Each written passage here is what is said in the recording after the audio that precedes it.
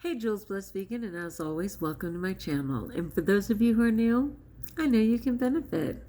So first, it's been 1 whole month since I got Invisalign. What? 1 whole month? I barely even complain anymore. Aren't I down to like 4 complaints a day instead of 1,000? I will take it. Let me talk about that for a minute. So how is it going? Overall, that first 2 weeks, that pair was insanely painful. I didn't even know my name. Okay, it was insane. Now that I got like more used to feeling so incredibly ripped off in terms of them not telling me that they glue all this crud to your real teeth, which I had no idea. And apparently that's not true for the cheaper version, which is Smile Direct.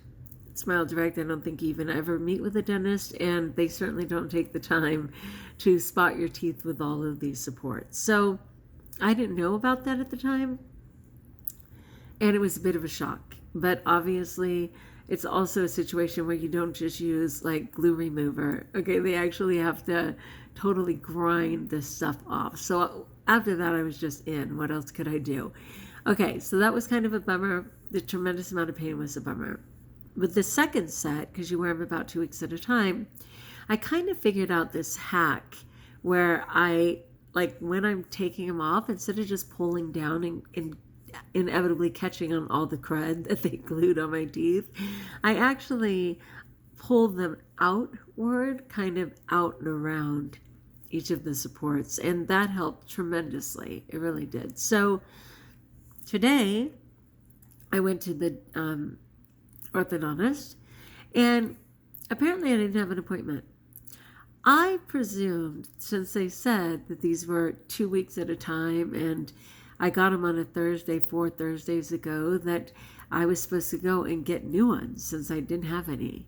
And they were actually put out. They were just like, you should have called first, and your appointment isn't until the 10th. The 10th is 2 more weeks from now. So hello, give me another set.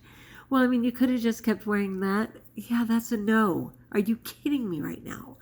Because of your inability to schedule things right, I am just going to wear the old ones. And remember, you guys, I accidentally turned them yellow by drinking turmeric, right? Anyway, I was just like, no. I paid $5,600. Give them right now. Luckily, despite their pouting and not being lovely, they did end up giving me like 4 pairs. So I'm handled, for the next 4 times. I don't even care about what they say or don't say. It's my product. I paid for it. Give it. All right. So the only other thing I would say is that the inside of my lips are certainly kind of worn and sore from how much this extended junk rubs them. And that's kind of a bummer. But overall, I feel like my hotness is going to be in order as my weight continues to come off, and we will match out about the same time with these teeth. I'm all in. Okay, so it says, a fantastic article by Lifehacker on how to minimize loose skin during weight loss. The reason I bring this up is because I shared that video where I showed those pictures of myself, and right away people started chiming in, how did you deal with the loose skin? Well, because I've been completely inflated with fat for a while, I didn't have to deal with very much loose skin. But to be fair, I can see that unless I stay ahead of it, that will most certainly be my case. So I actually read several articles. Some were disheartening because they totally said, oh, there's nothing you can do. You just have to do surgery. And they were like, if you're not young with total elasticity in your skin, and definitely a person who never had or wasn't prone to stretch marks, then there's nothing you can do. And that's distressing to me because I'm someone who was like born with stretch marks. I'm not kidding you. Like even at 12 years old, completely normal weight, 11 years old, just going from 5th to 6th grade and suddenly having a 6-inch growth spurt and suddenly being 5'7", suddenly having breasts, I already had stretch marks and I wasn't even considered obese at all. So that's unfortunate, and it's not really fair to say that my hard work won't matter and that God doesn't have a plan, So some of the articles read that there were some things that you could do, and certainly slowing down the weight loss. So if you're somebody who is losing weight overnight, slowing it down could help. Another thing was building muscle in its stead. So this is how to minimize loose skin during weight loss, and it reads, people may not always include it in their before and after photos, but loose skin is a pretty common byproduct of significant weight loss. While you can't prevent it altogether, there are ways to manage it. Here's what you can Here's what you can do to minimize the amount of loose skin you end up with in the weight loss process. Well, one, why does our skin do it? First, let's take a look at the anatomy of your skin and the surrounding area. The two layers of tissue reside underneath your skin. Adipose tissue, or fat, followed by muscle tissue directly beneath. Both fat and muscle push up against the adjacent layer of skin, keeping it relatively taut before you lose weight. The issue of loose skin actually starts when a person gains weight. When this happens, your skin's surface area increases to accommodate the new fat tissue, which is why stretch marks sometimes occur. While your fat cells shrink when you lose that weight, so yeah, the fat cell does shrink. I understand that from 0 to 3 years old, you acquire all the fat cells you'll ever have in your life, and that is just a matter of activating and increasing them in size and then ultimately decreasing them as well. So that's interesting to me. You'll never have more or less fat cells, and even if you try something like liposuction, the body tends to place the fat somewhere else in the in your system, which I've totally seen happen. Amazing. While your fat cells shrink when you lose the weight, you still retain the same surface area. This is why you have that extra skin. This space under the large surface area creates a layer of skin that may hang because there is less tissue underneath taking up space. This is what's known as loose or sagging skin. The amount of loose skin that remains varies by individual. In fact, not everyone's skin sags afterwards, and it depends on several factors, including the total weight gained and lost, age, and total muscle mass and genetics. Some people have a massive amount of loose skin that only surgery can fix. Others have none at all, despite significant weight loss. You can see an example of the latter case in this person's before and after photos. Okay. Then there are those in the middle, where there's room to prevent loose skin during weight loss and potentially even improve it afterwards. Yes, please. I have personal experience with this. After going from 230 to 150 pounds, my skin was loose and even, apologies in advance for the visual, pullable away from my body. I looked like a cross between a Shar-Pei, the Shar-Pei dog, and Silly Putty. My skin is no longer loose, suggesting that in non-extreme cases, it can be improved to a degree, but it could have been prevented using the methods below. Okay, I'm kind of lucky that I'm getting this now. So, yes, I weighed 330, but it took quite a while for the weight to come down to 280. I went down to 208, back up to 280. I went down to 202, back up to 279. I mean, I did this so many times. I can only thank my skin for what it's done this many times that I've put it through it. But because I still have 65 pounds to go, and that's a significant amount, hopefully I can apply some of these. So number one is muscle tissue is key. Maintaining or increasing muscle tissue is the key to minimizing loose skin.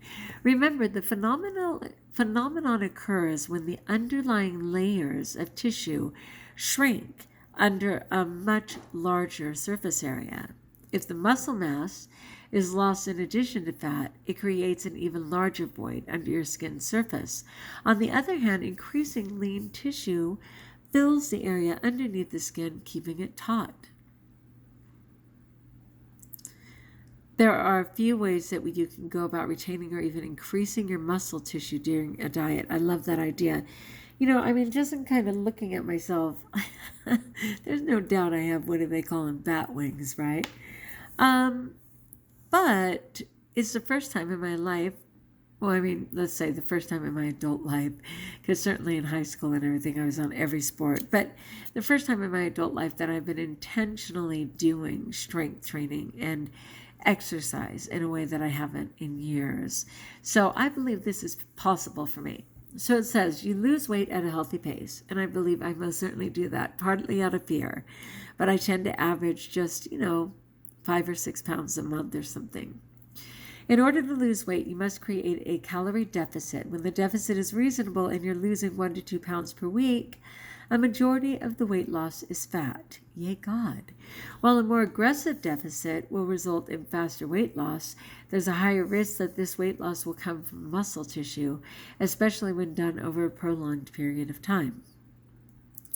Keep a slow and steady pace and a healthy caloric deficit, which varies from person to person, depending on the number of factors, including how much you work out. You'll retain much more muscle tissue, thus keeping your skin tight.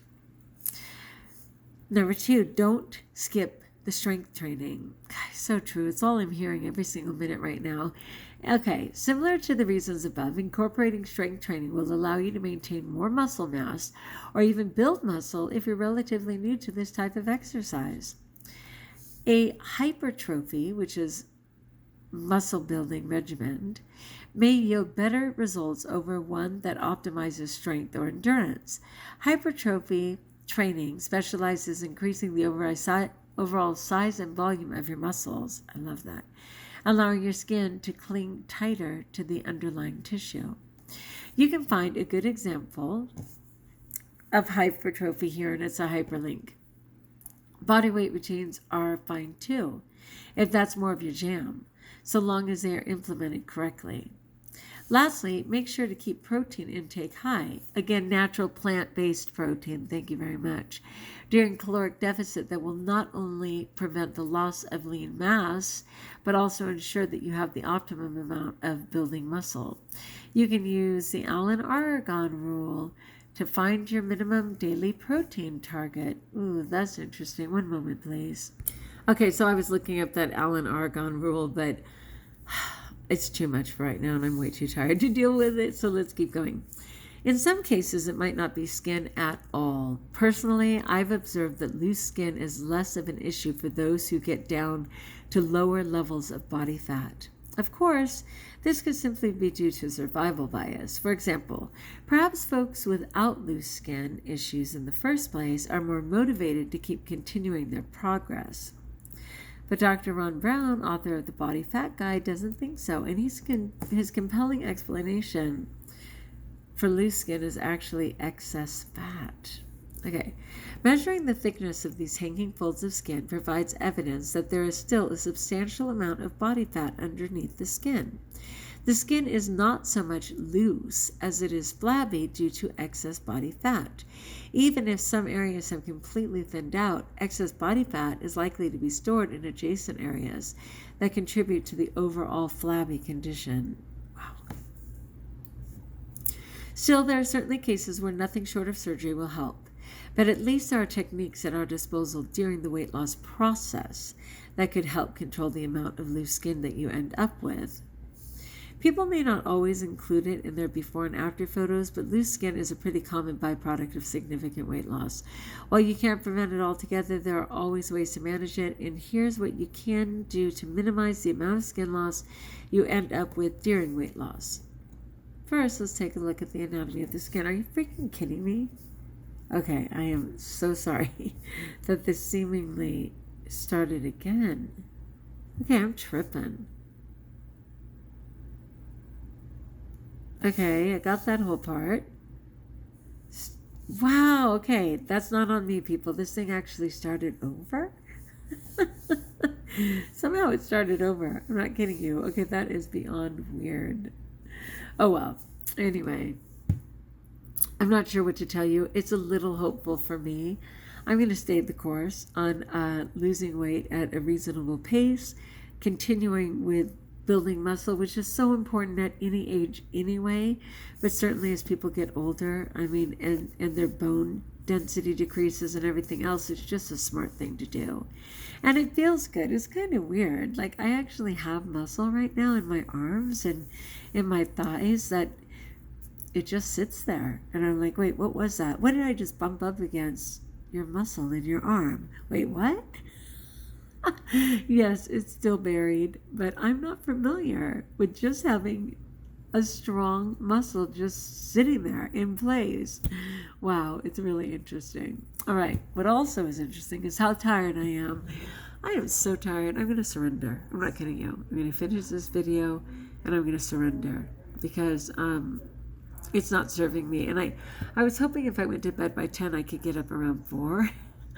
Yeah, okay, let's try for that. All right, my friends, like if you like, join us if you haven't, subscribe. Forgive me if I seem scattered. Just wanted to brag about the Invisalign. I'm really proud of myself for sticking it out. And of course, what you can do about loose skin, and more importantly, how to prevent it. Okay? So let me know in the comments below how I may support you if you have some topic of interest that I will look up. And until we talk again, best of all, know that you're blessed.